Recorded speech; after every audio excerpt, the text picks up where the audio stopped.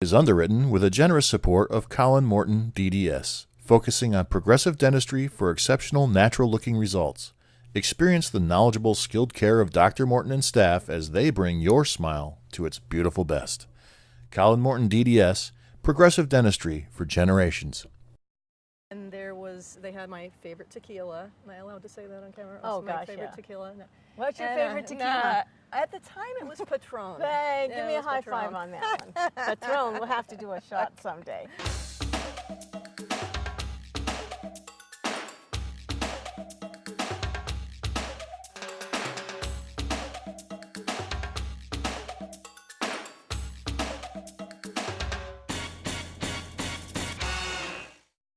So hi everybody, I'm Donna Frank and I'm here with Her Look. I am so excited today because I finally get to meet and talk to Elizabeth Sobol, President and CEO of Saratoga Performing Arts Center.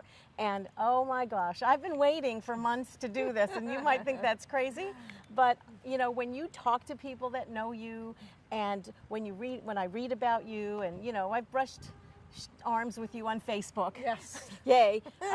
I've noticed that there are a lot of things that we might have in common, and I already like you. Aw, in 5 thank you. minutes, Same- everybody, same so you're going to thing. like her too. So here we are. Yep. But I noticed one thing about everything I've seen and everything I've read. You're a doer. You are just a doer. I think that anyway. I get the Yeah. impression that you're going to roll up your sleeves with anybody that works with you, for you, that your next door neighbor doesn't matter. Yeah, that sounds about right. Yeah, that's a good categorization.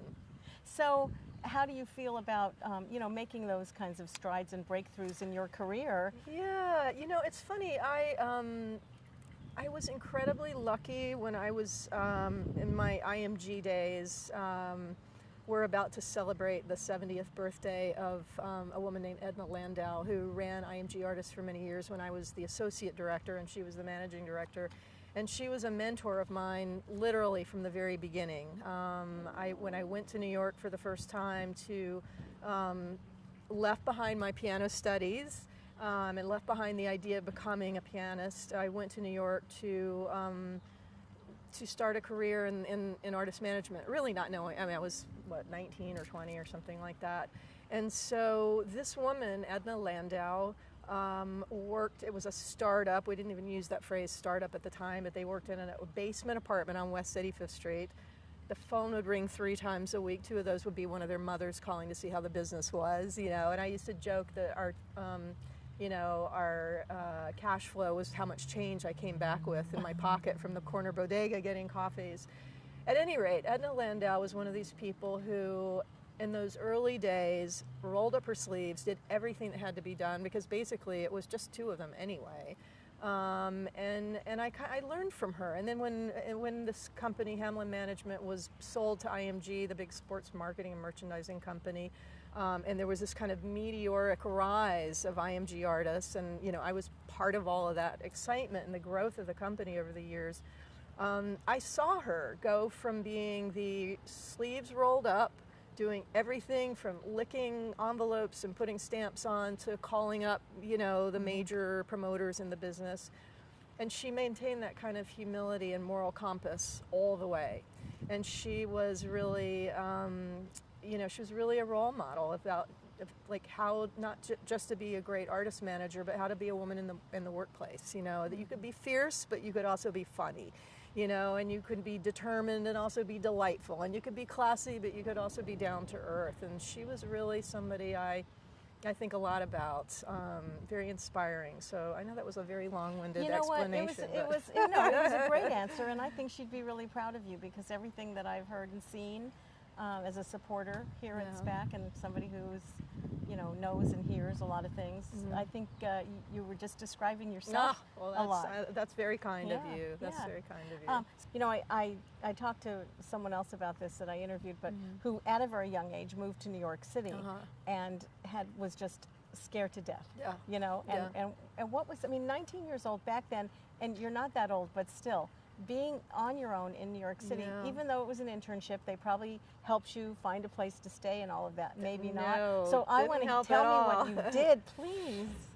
My very first apartment was on 19th and 5th Avenue. I think that's correct. And it was a big warehouse space. This was kind of long before it was fashionable to move into loft spaces and Soho and stuff like that. But this was one big kind of loft space, and I shared it with 4 other young women. And so I think we had one bathroom, and it was kind of crazy. And I don't remember how I found out about it. Isn't it funny how, I mean, we're not really that old, but there are a lot of things like that I know I did it, God. and I can't quite remember how. Because you don't, at the time, you didn't probably realize, like, I know looking back, like, people say, well, oh my God, you moved to New York and you did, like, at the time, I was just on, like, there's my path, and I didn't question. It was just sort of like, I need to get there. So you made it. Yeah. So you made it. And how long did it take you to actually start to climb that ladder of success, if you will? So I got into this internship, which was with a company called Hamlin Management. And it was, as I mentioned, like just 2 people. It was Charles Hamlin, who actually grew up in Schenectady, of all places. Isn't that something? That was the first time I'd ever heard of Schenectady or anything in the capital region. And Edna Landau, and they later became partners. So I was an intern for them, and then I went off and worked in some other agencies and got different types of experience. And one day, Charlie, the gentleman from Schenectady, who was the owner of the company at the time, said, have you ever heard of IMG? And I said, no. He said, well, neither had we, but they're buying us. And then there was this long story and everything. And like, long story short, we can now afford to hire you. We'd love to hire you to come be our director of sales. That's so great. That meant doing like all the bookings for the artists and tours and stuff like that. A number of years into IMG, what became IMG Artists, Charles Hamlin represented a lot of the big names at our company, and they were the biggest names in classical music at IMG and in dance and in other genres.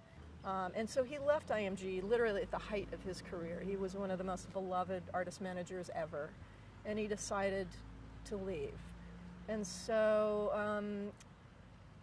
he came to me and he said, I've thought long and hard about who these artists ought to go to, and I know that you are just a kind of a beginning manager, but I want you're the right one to manage these artists, and I'm going to do everything I can to ensure a transition that they will trust coming to you, that they won't leave IMG, et cetera, et cetera. I will say that the artist management business, there were a lot of powerful women in the artist management business. None of them were running the companies, however, other than Edna. So when Charlie left, he and Edna had been partners in the IMG days, and when he left, she became the sole managing director. And at that time, she really was the only female head. And actually, I'm pretty sure when I became managing director of IMG Artists, I was the only female head of one of the major management companies. Wow. Yeah. Well, congratulations. So, that's pretty great. Yeah. So I'm kind of used to that environment, and try to be. My dad and I were very close, and I loved sports the same way I loved the arts. And I went with him everywhere. I went to, games. I would go with him to play golf, and even though I didn't play, I would just hang with him or whatever. So I think I developed a little bit of the locker room demeanor That's good. you kind of you need gotta that. you have You to gotta have it. it. You have to Yeah. have it. So. And you also have to have it when you're married to a Latin man. And I know you are married to a Latin man, so we're going to fast forward right to that. Okay. So I started representing, Cuban artists both in the United States and in Cuba, and got very, very involved, in the culture and in the business of it, which obviously, particularly with Cuban artists, is very, very challenging, particularly in those days.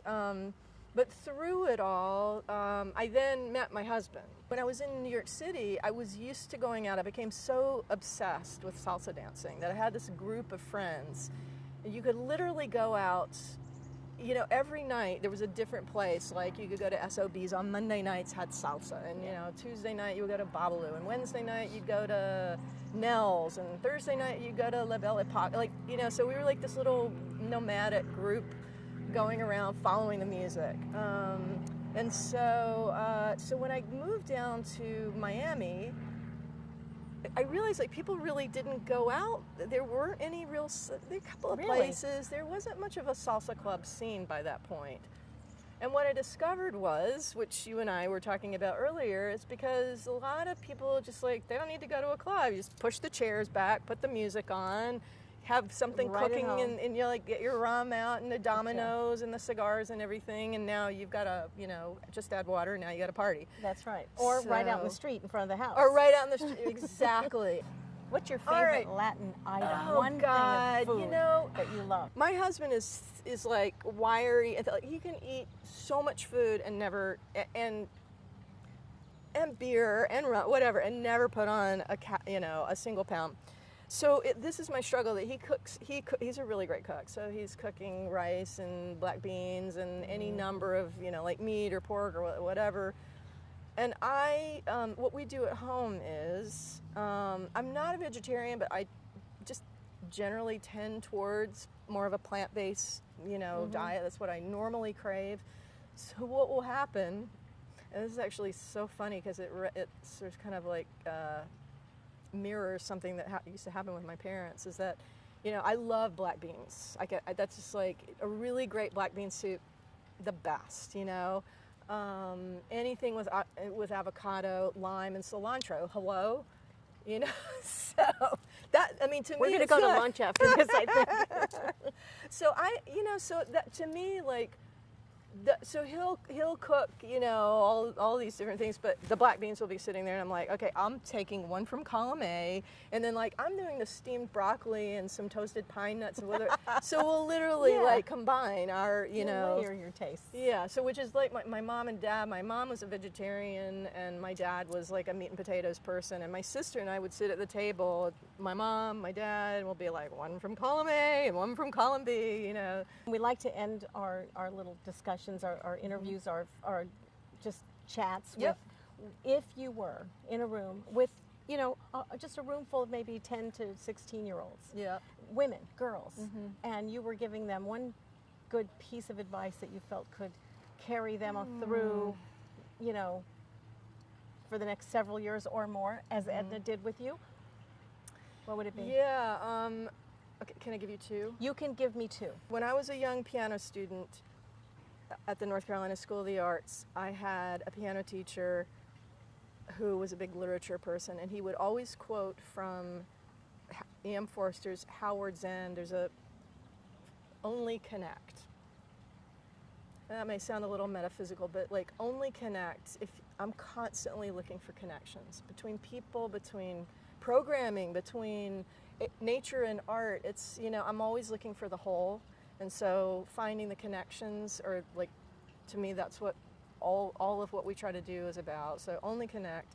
And then the other thing is, you know, a concept that comes from Buddhism, from Zen Buddhism, called beginner's mind.